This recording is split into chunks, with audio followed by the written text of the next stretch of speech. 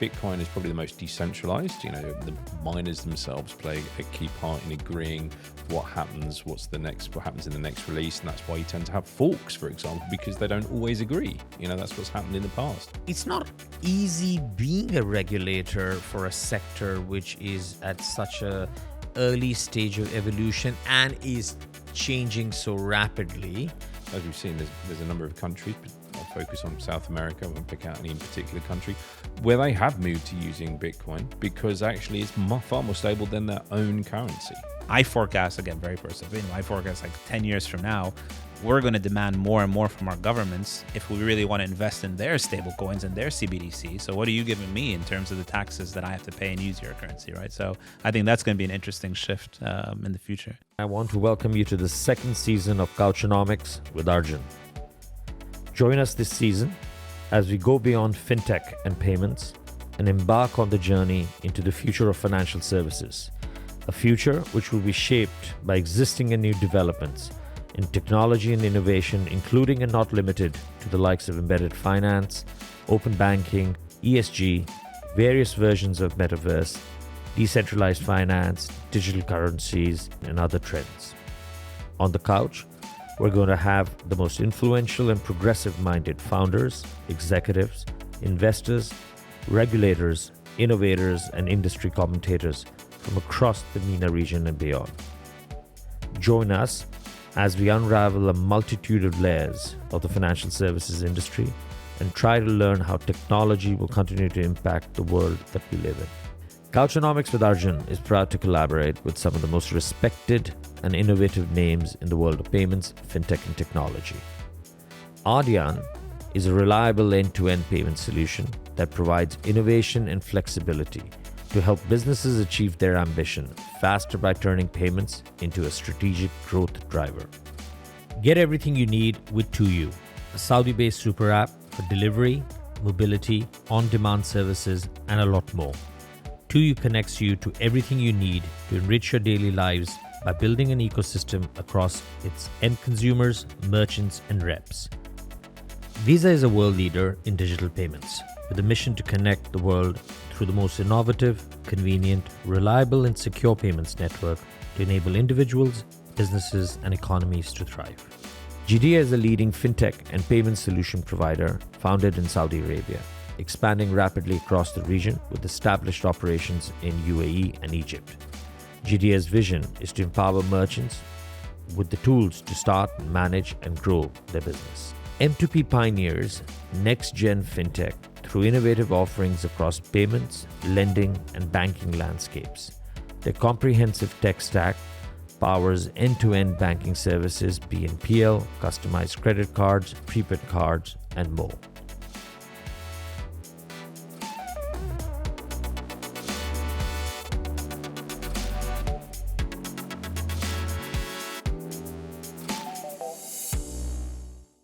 So let's move on to, I guess, the more, the utility section of it, which is the one I'm most interested in, right?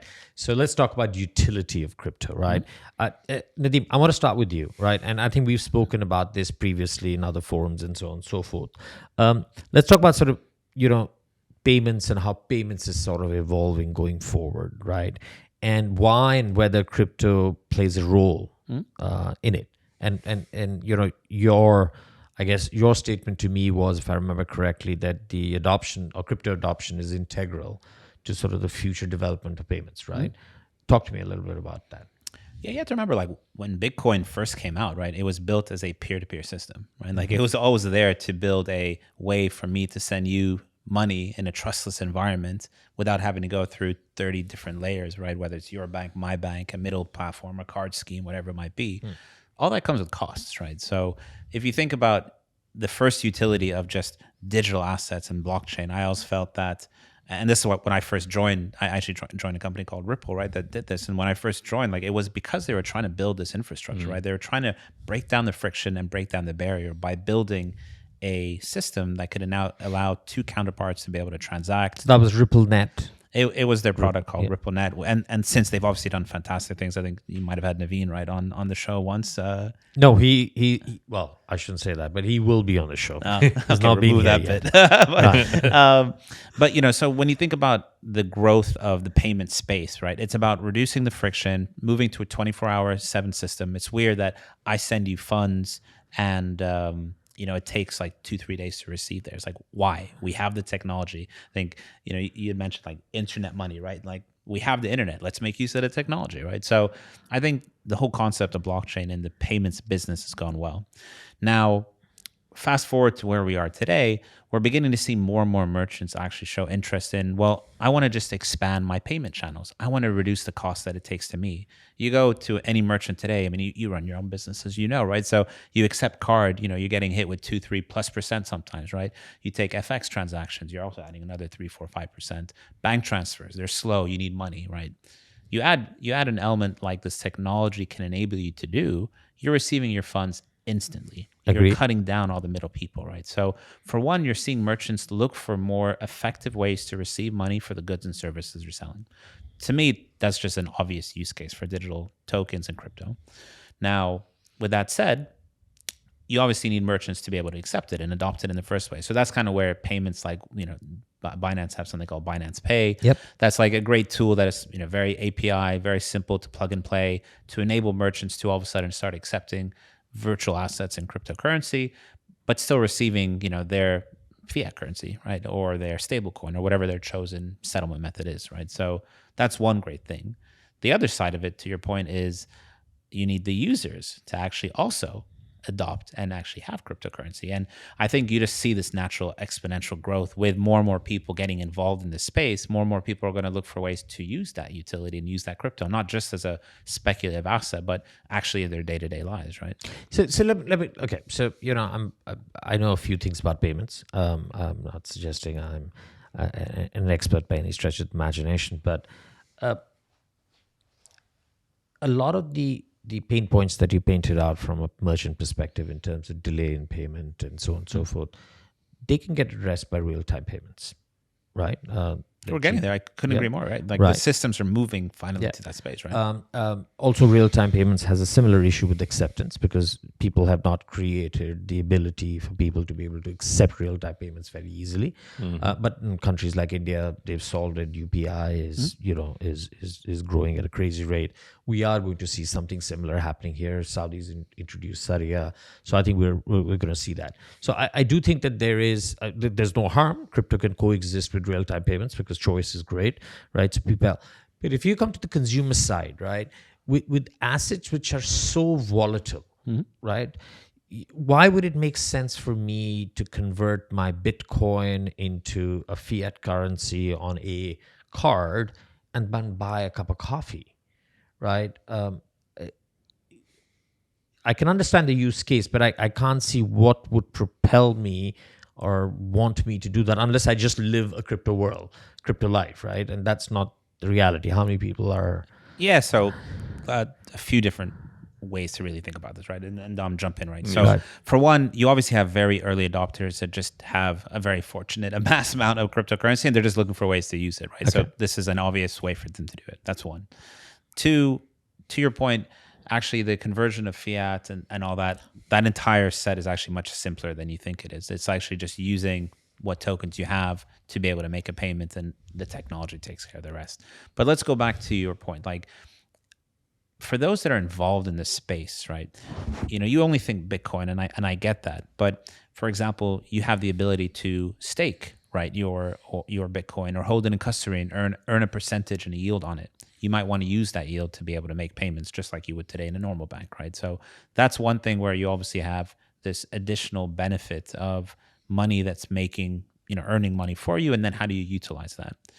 But you also have to think, and this is a bit more, let's say, fast forward thinking, at least my personal view where I think the space is going, as you begin to see tokenomics play into it, as you're beginning to see more and more projects like X to earn, move to earn, play to earn grow, people need a way to utilize what they're earning, right? Yeah. So if you live in this digital Web3 space and you're finding ways to drive loyalty and engagement by rewarding customers with NFTs or tokens of your ecosystem, you need utility for those tokens, right?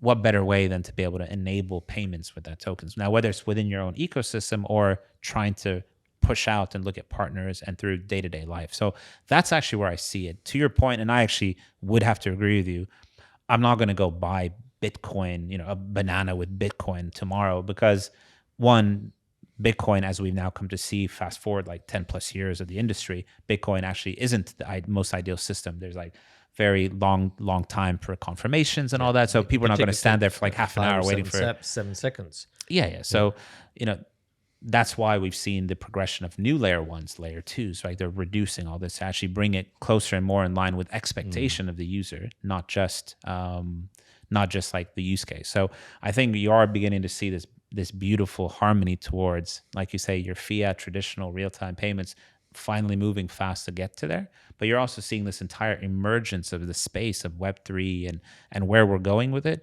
and being able to complement that and think about how do we use where we're going with it into the day-to-day world. But I mean, that's my personal view of like fast forward 5 years, for example. And 5 years, right? Dom, anything to add to it? Yeah, I mean, I think also you got to look at, we talk about volatility, right? Now, obviously, depending at what point you bought so far, we've seen, people, the price come down from its peak at 60. But actually, as we've seen, there's a number of countries, but I'll focus on South America. I won't pick out any particular country where they have moved to using Bitcoin, because actually it's far more stable than their own currency. Yeah. Right. So there's perfectly good use case there. And then when you talk about the real-time payment systems, you're really focused about domestic. So the real challenge is, of course, cross-border. I agree. Right. And that's absolutely, I mean, like, I remember, say, 5 years ago, whatever, 10 years ago, we start reusing, you say, it take a long time. 10 years ago for BTC with, one confirms 10 minutes. So, and that's how long it takes for a block to be confirmed on the blockchain. Mm-hmm. So, we take, don't just take one, but take 3 or take 6, depending on how, risk averse you are. But even that, 10 years ago, to be sending Bitcoin from, the UK to Australia in an hour, was incredible. Yeah. I mean, it's still relatively easy today. You try sending dollars to sterling to convert to Aussie dollars and get them. You can fly faster. I literally did it like the other day. I'm like planning a trip with my friends. He lives in the US. He paid for like the group trip. I would much rather he opened a wallet and I sent him money quicker than me having to worry about sending a wire transfer. So and I paid like significantly less costs. I just find it a global system much more effectively than your patched together domestic cross-border side. And underlying that, the underlying technology and the way that blockchains operate with nodes, et cetera, and the multiple nodes that are involved, you actually end up with an incredibly resilient system, far more resilient than the single point providers that we have right now. So there's many places to still be worked on. I totally agree with you. I think you're going to see a far greater uptake within 5 years or less. Okay. So I'm gonna take you into the world of CBDCs, right? Which, God, there's more written about that than any other topic these days, and I'm foolish enough to consume quite a few of them. Good sleeping material. Yeah, well, trust me. Yeah, well, this show can put people to sleep too. So that's kind of my sales tagline on this. CBDCs, right? Wholesale, retail. Let's look at a future where there is a comprehensive adoption of CBDCs, which come in across some of the dominant economies of the world, right? Do you still see a place or a space for what I'm going to deem, and I know you're going to challenge that, private cryptos? So for transparency, before Binance, I was working on a technology company that was providing the tech to some CBDC projects globally. Okay. I think it's first of all, I think it's brilliant it's being done. And certainly if I look at a project that's gone live in the UK, but I think is also going in Europe and US relatively soon, something called Finality. It's out in the public domain. There. It's doing wholesale settlement. Obviously, Ripple isn't a CBDC, but was doing it. And Norse Finality, it's pseudo. It's using central bank accounts.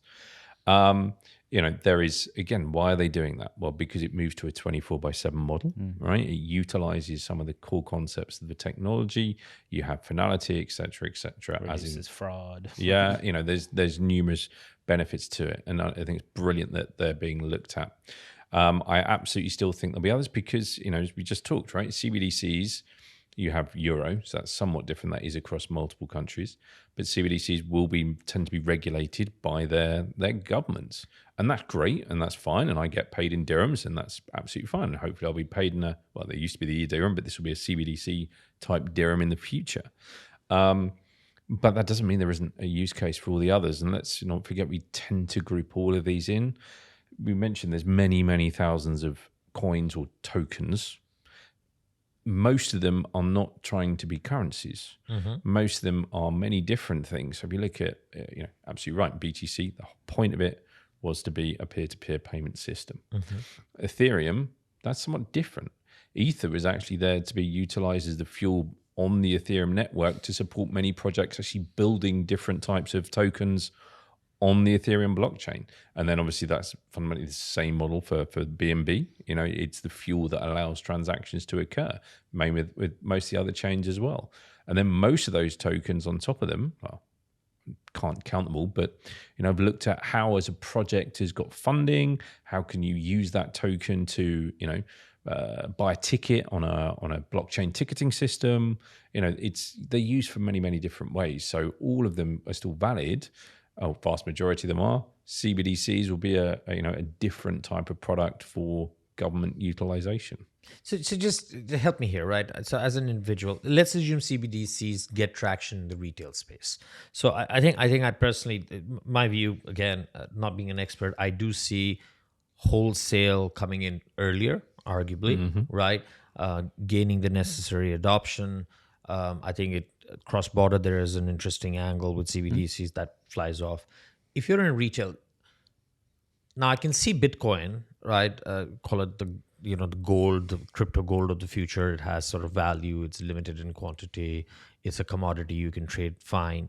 But with the others, right? Why would I gravitate to those sort of alternative coins or altcoins or coins or currencies and not use the CBDC retail product?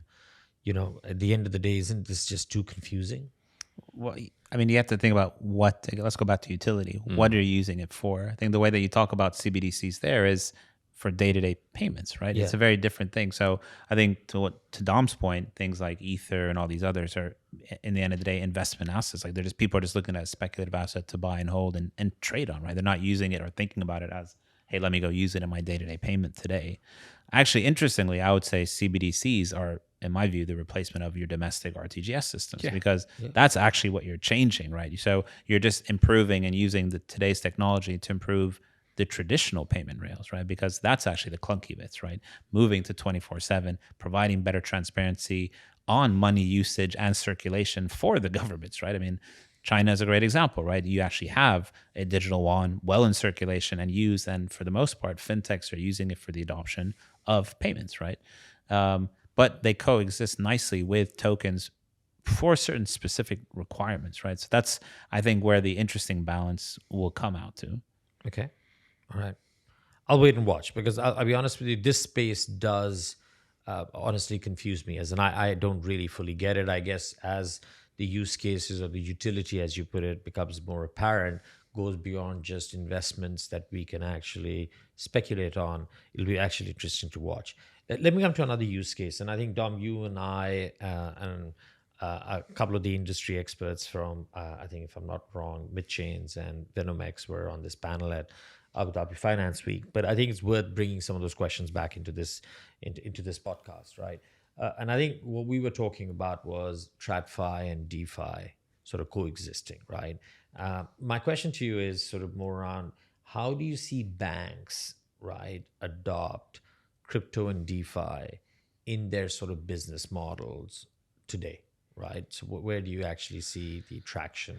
Well, I mean, they're certainly all looking at it right now, right? And I think the obvious use case, or what they're really, the big pie here is all those other assets that are either equity or, real estate, or all those other assets that the banking industry support or work with, right, or invest in, and how this technology, just like in a way CBDCs, can be used to improve the efficiency, obviously the liquidity, the velocity, so it's reusability.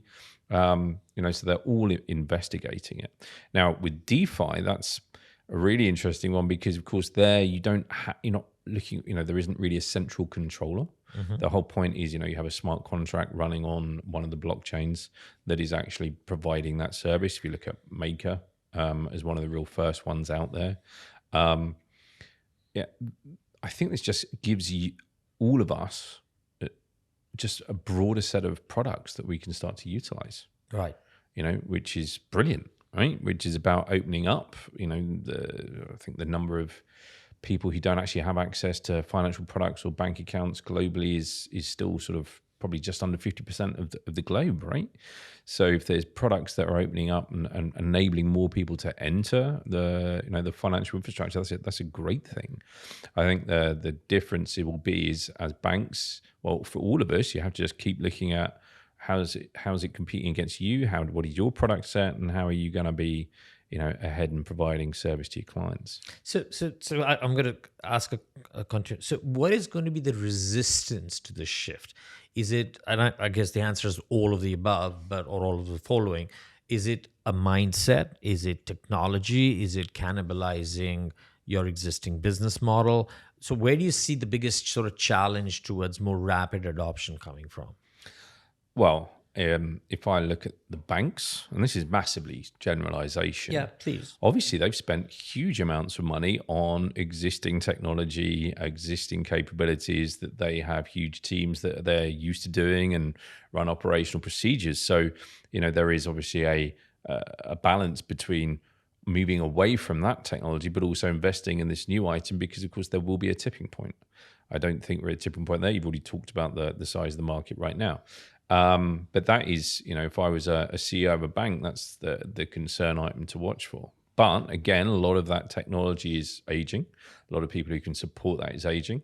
And there's education that's coming through far more and more onto what this technology and these capabilities can bring. And so again, that's starting to broaden the workforce that you might utilize to have that. So that's kind of a real big stuff picture for the bank side of it. Because they've invested billions, not just millions, right, in that space. Go. No, I was just, and to add to that point, like compare it to fintech adoption. I mean, it was the exact same, right? Once upon a time, banks were super resistant and also hesitant, and fintechs came. Still are. They are to some extent, although a lot of banks are now gearing to using fintechs. I think I was reading a very interesting article, right? And then again, digressing. I think next couple of years is about embedded fintech. Oh yeah, it's about banks and financial institutions or incumbent institutions who will actually realize that they can leapfrog their digital journey or relevancy journey by actually integrating fintechs, right? And especially possibly buying into it. Now, some of them have been doing it, quite a lot of it, but not as much as one was expected. So I agree with you. So so that goes back to your point. I think the smart banks, and you are beginning to see this, like Switzerland is a great example where they're full on fostering and already thinking about embedding crypto and DeFi into their systems seamlessly so that you as a user are just getting the full breadth service, right? That's essentially what you really want to drive. And so I think that's the smart movers are, the CEOs of the banks that really want to make sure they stay relevant, I think are looking at it and saying, what elements of the space make sense that I want to include and embed into my system to offer that, right? And are you seeing that in the region? Are you seeing any evidence of that here in the region? Are you having conversations right now? I won't talk about individual conversations, but you don't have to name a bank. But no, I mean, certainly, you look at there was an article by Romano Kumos from Magnati, right, a few weeks ago about what they were planning to do about metaverse, and they're going to run all of their payments, etc. Yeah, they ran a pilot, right? Yeah, they launched the pilot. So there's numerous. We talked about Project ABBA earlier, right? There's numerous focus in region in this. Looking now forward, 2023 and beyond, right? So what does it hold for crypto as an industry? Yeah, I can start. Look, I think coming straight out of all the events that we've seen over the course of December, I think the biggest focus for this year is going to be about building. It's going to be about regulation. It's going to be about transparency, and it's going to be about fixing, right? So I think it's about driving confidence again in the consumer and the community.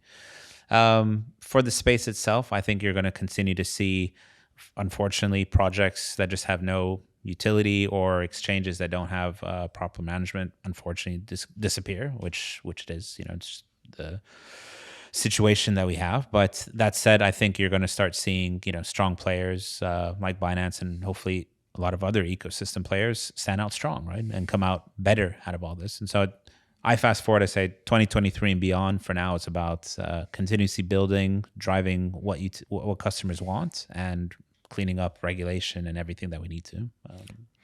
Yeah, I mean, there's so much going on in 2023, right? There's some technical stuff. So, particularly, I've talked about Ethereum a lot, and there are many other blockchains out there. There's some big changes in that space, but it is the second biggest coin, right? So they have numerous big releases of their infrastructure, which will change their scalability. They have sharding coming in. And again, that's important because that allows many different projects to operate. Obviously, there'll be other changes across multiple other chains as well. I think it's, as Nadeem said, you're going to see projects building constantly on the technology, actually real use cases coming through. Okay. Regulation, right?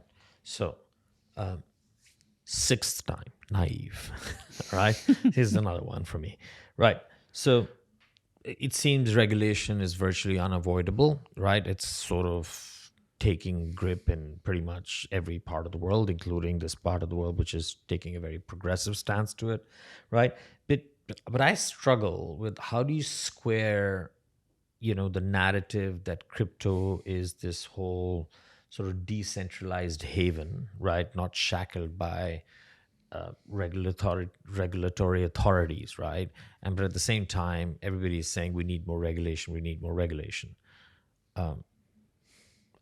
Let's start with that. So you got the bottom layers, right? The actual blockchain themselves. Yeah, they're not being regulated. Are they governed? Absolutely. The chains have governance. They've got different types of governance. Some of them are more central than others, around sort of the standards that are allowed, the tokens that are allowed, the Bitcoin. but who's governing them?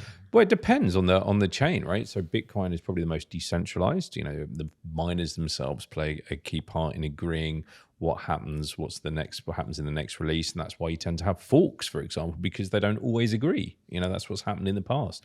Bitcoin Cash, and there's how many we don't see it fork that often anymore. But the first few years, there seems to be a different flavor every week, Cash, right? Bitcoin Classic, yeah. So, and again with Ethereum, there's a group of huge activity on the different alliances there, the different standards that come through. Same with Cardano's very, very governed, but again, that's more within itself. So you look at the regulation point, that's really about sort of the entry exit point or the participants in the market. So as us as a custodian, exchanges, this is within those entry points. That's where the real regulation is, rather than the chains. So, but I keep hearing about the number of nodes, and I guess that whole that trust and governance comes from having number of nodes who all sort of recognize it. But then there are certain blockchains where they might actually have just 5 or 6 nodes, right? And sort of the governance is, if I may say, private.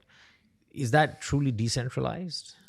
I mean, those exist for a specific reason, right? So private permissioned blockchains are probably a use case for what CBDCs and bank-run blockchains are going to be used for, because they do want to keep it to a very limited set of people that have access to and can confirm transactions, right? That's why you have the difference between permissioned and permissionless, or centralized and decentralized blockchains, right? I think that's just been a use case of this technology that has grown, and some are fit for purpose, others aren't, right? And again, I know that's something that's thrown at sort of the BNB chain quite a lot. But again, it depends on what that type of node is. The validator node, the fact that how often it's rotated. So, how many times someone can play in that role. There's numerous different ways of trying to manage fundamentally the same outcome, which is that there's no single one party that's in control. Okay. Regulating exchanges, right? Where do you think the regulator is going to go first in terms of regulation, right? Because regulation is a very sort of wide term. What part of the operations of the exchange do you think is going to get first Well, regulated? this is not a speculate. Think about what's happening today, right?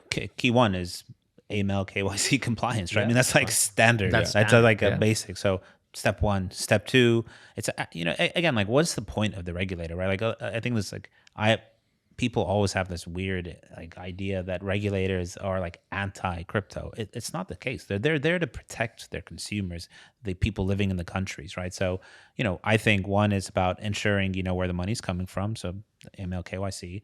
Two, it's about enabling margin and making sure disclosures are appropriate, right, for you accessing certain products, and making sure you're fully aware of the risks involved in that product. So making sure exchanges talk about and make you go through the appropriate requirements to get access to certain products.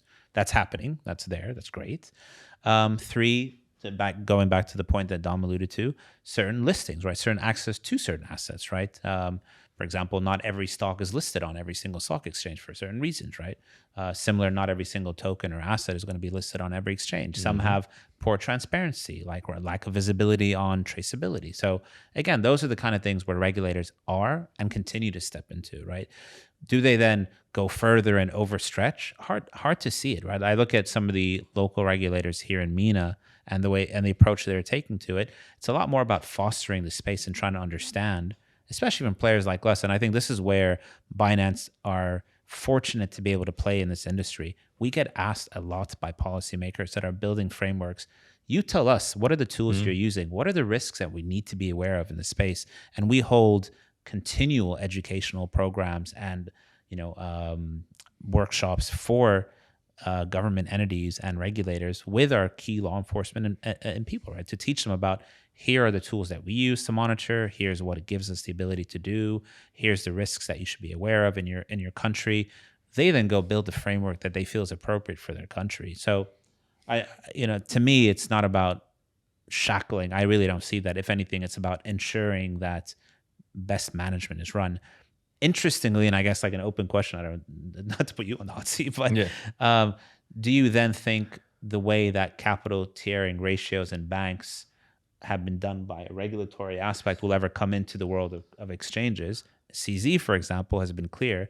Crypto exchanges are not banks. We are 100% backed, if anything, over collateralized, and always will be. I love that. Now, whether that becomes a regulation, I'm curious, like, do you think that will go there? But Yeah, I not really planned on talking about Basel III and capital ratios tonight. No, I mean, look, an exchange is a trading venue. I think we're running it in the best way possible, right? We're about providing a venue for people to move from one to another. Yeah. We shouldn't be taking huge capital rated not gambles, but utilizing possibly that approach. We have market makers and everyone else who come in and provide roles to provide that in the market. No, with regulation, I very lucky, particularly in this region. As you were saying, right, we've been ahead of the game. We've got others who've just coming in with new ideas, and they're open. They're all trying to achieve the same thing, which is to look to protect individuals, ensure that you have a good quality of standard of market participant, that everyone's doing the right thing as much as possible, and avoid scenarios that we've seen so far. But also, they're open to looking at completely different new ways of doing things, right? And what is the role of the regulator in the future? If you look at how blockchains operate, currently today, the way that a payment gets sanctioned is all post the event. Right, have the bank do it, and then the receiving bank do it. Well, actually, as a blockchain, you have all the nodes agree. Now, one of those nodes doesn't agree, transaction may not occur. Well, if that governance structure was in there, you could actually have regulation occurring before the transaction's even completed in a minority report style. I'm not saying that's a good or bad idea, but it's a possibility. And what's great here is we have some amazing knowledge in the regulators as well. And I was going to ask you that question, sorry. So if I interject here, it's not easy being a regulator for a sector which is at such a early stage of evolution and is changing so rapidly, right? And the fear is that then what you do is you take traditional frameworks of, I guess, whatever you've been regulating previously and try and transpose them into a sector which doesn't need that. Is that a fear you guys worry about? Not necessarily here. I'll give you some experience, and Dean, you may well have the same. And this is way outside of Binance, right? This is what my previous, right? So I was lucky to work, alongside people like Simon Taylor. We were generating the GDF, trying to engage with the UK regulator at the time. Of course, those government entities have got limited budgets. They're trying to regulate across multiple different financial, product types. Trying to invest in this as well is a big ask, and it's tough. There was points where it was like, you might not get a discussion for a year. And that's no fault of them. That's just the situation they're in. Here, I've just found it. I'm just really, really, excited that you have far more opportunity to actually be in front of that regulator, be engaged with that regulator, and have discussion of how we're all interested in growing the industry. We're all interested in protecting our clients. We're all interested in bringing new products to market, and how are they going to be regulated in the future, and working together, which is, enabling this region to have a real sort of step up, I believe, compared to others. So explain. So if I'm not wrong, you're regulated with the ADGM. Yep. You're also regulating or seeking regulation with the VARA. We have the MVP license. Yeah. You do. So what's the difference? What does ADGM allow you to do? What does VARA allow you to do? How does it connect? So absolutely. So from ADGM, and this is more the Binance sort of, I suppose, strategy and region. I'm a regulated custodian. Okay. With VARA, we have going with FZE, we have going for the exchange license there. And with Bahrain, the central bank, we have a whole swathe of licenses. We have custodian. Also in Abu Dhabi, we have a different entity that's got a funding license, right? We are working with them. There's, different models, different market, qualities as well. Obviously, it's about, Dubai being a real focal point for the exchange. With us as a custodian, I'm only institutional, not retail. Therefore, we're focused within that ADGM regulation. From an institutional perspective. Yeah, like in the VARA, for example, in our Dubai entity, we can do crypto payments, custody, and an exchange, so broker dealer. In Bahrain, we can do all that, plus the addition of simple margining. We can also obviously do to Dom's point in Abu Dhabi, the licensed custodian, right? So we do have a fund manager as well now, which Binance Labs, as you previously talked about in Abu Dhabi. So those are what's available today. I mean, those are the only three regulators actually at the moment in the region, right? So we're engaged with all the others to the extent that we can help foster and guide where kind of frameworks come on. We'd love to help, and we continue to help, right? So two-part questions. You can choose to answer whichever way. Institutional interest versus consumer interest in the region, right? How does that vary? Is there a lot of institutional interest, or is it largely just consumers who want to come and sort of trade on the exchange? And how soon can I use a UAE bank account to actually use the Binance exchange? Yeah, let's answer the first part first. I think here in the MENA region, if I'm not mistaken, we're probably about 30% just roughly, give or take, volume-wise, institutional, right? So that should show you just like a rough penetration of like that space compared to, globally, probably like north of 60, if not more, right? So, and you think about it, like consumers today are the disposable incomes, very tech savvy group that come here and are looking for, fun ways to spend their money. Buying and selling and trading just happens to be one of them, right? Institutions are very much looking onto it. Like Binance, for example, last year, we announced a handful of partnerships, right, for different merchants and businesses actually accepting payments as a form of cryptocurrency, right? MAF, hotels, etc. We have a few more announcing very soon, which is pretty exciting. The next level of institutional interest, which I think, Dom, you could probably comment on this as well, right, is you're actually beginning to see an interesting shift globally of institutions coming and basing themselves here, right? Totally. So I don't know if you want to...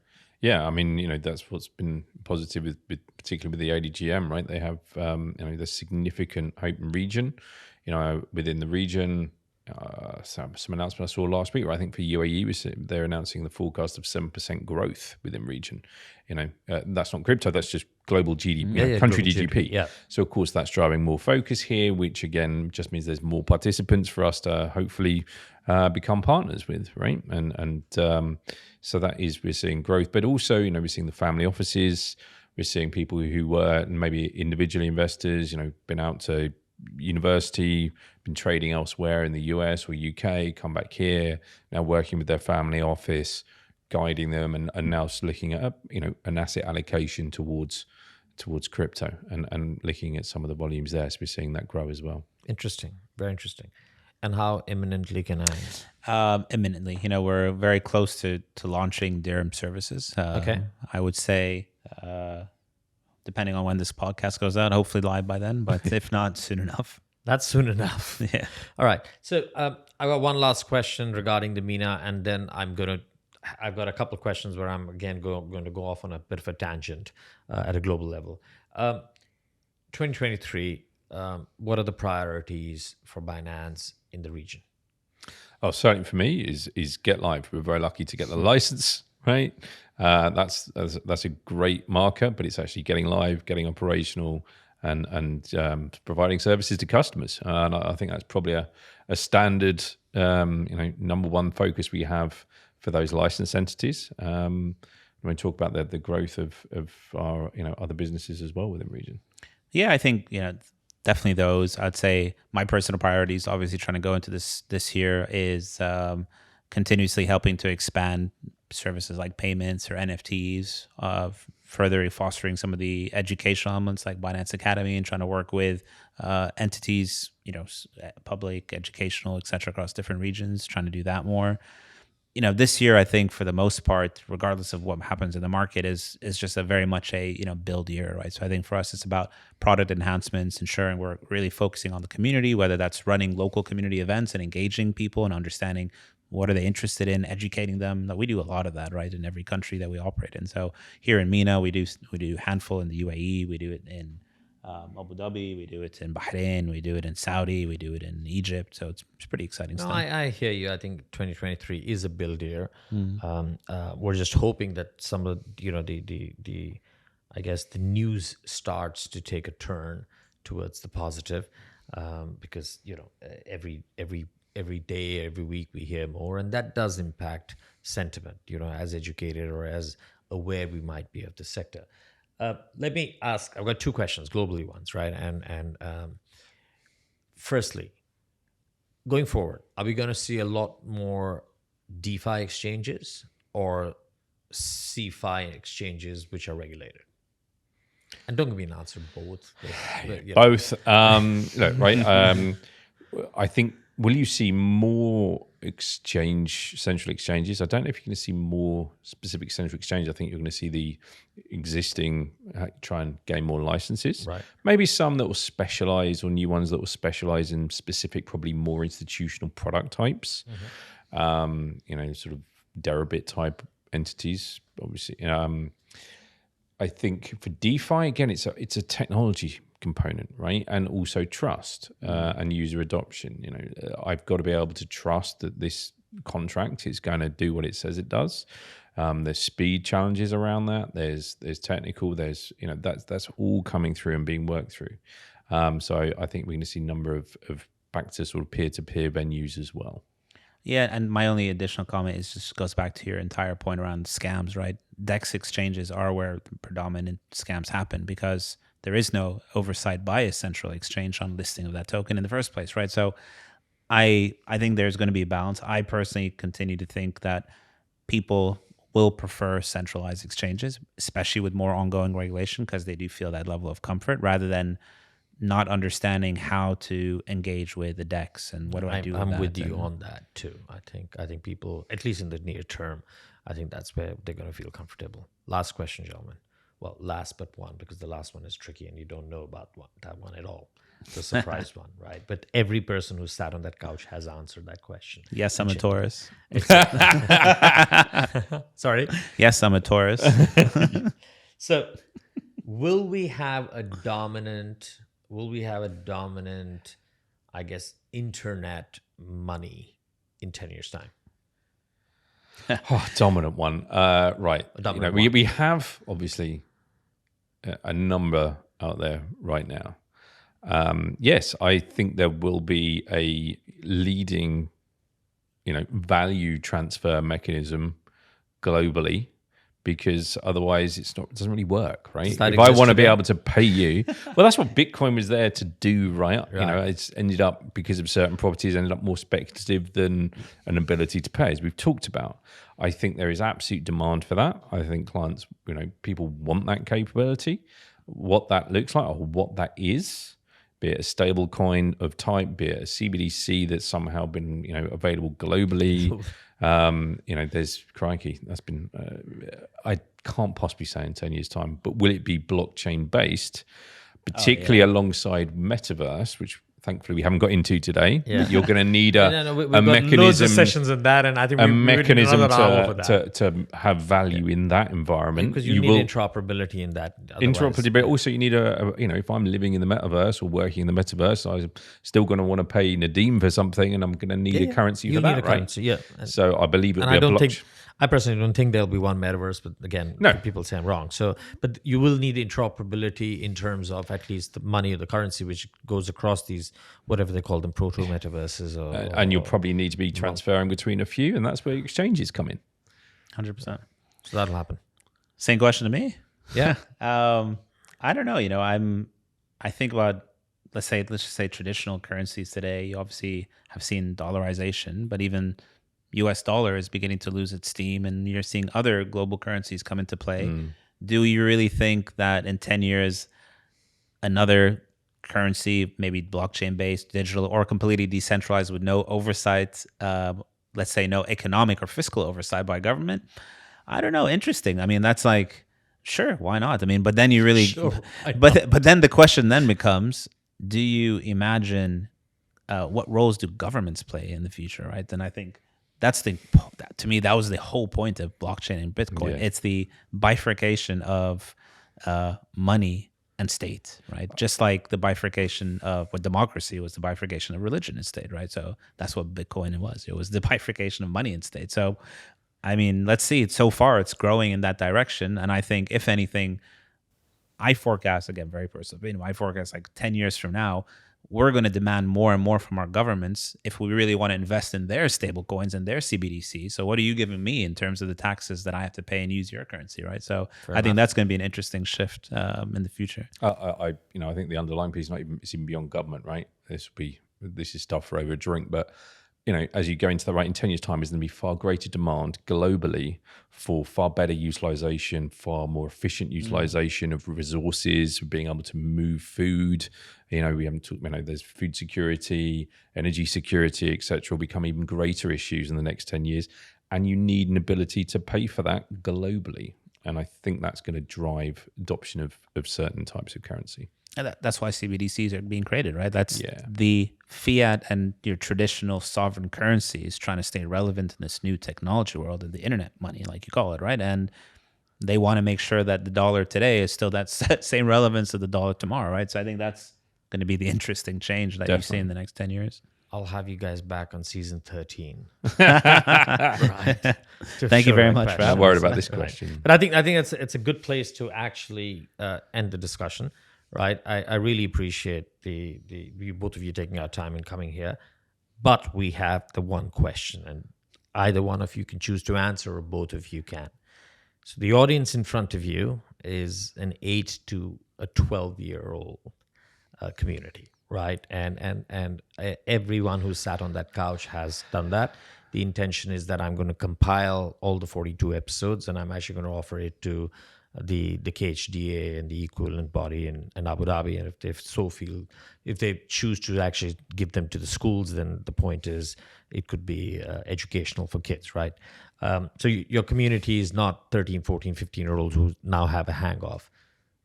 Explain crypto. To an 8-year-old. Money that lives on your phone and money that lives on the internet. Yeah. How else to explain it? Yeah, no. Crikey, to an 8 to 12-year-old.